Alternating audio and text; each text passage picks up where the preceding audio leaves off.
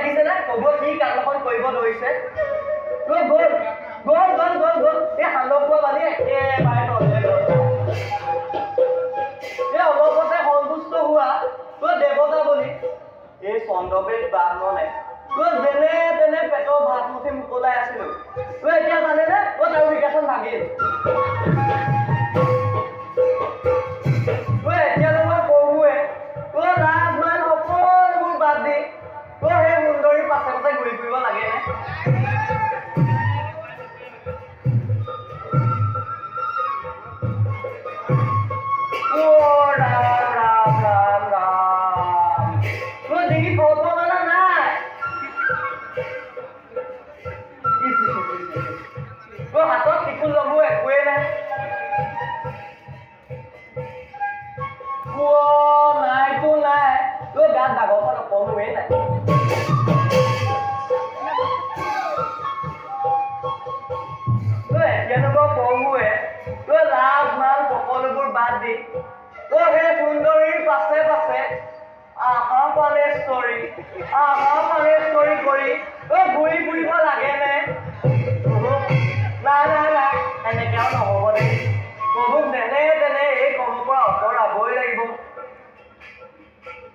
কি কওঁ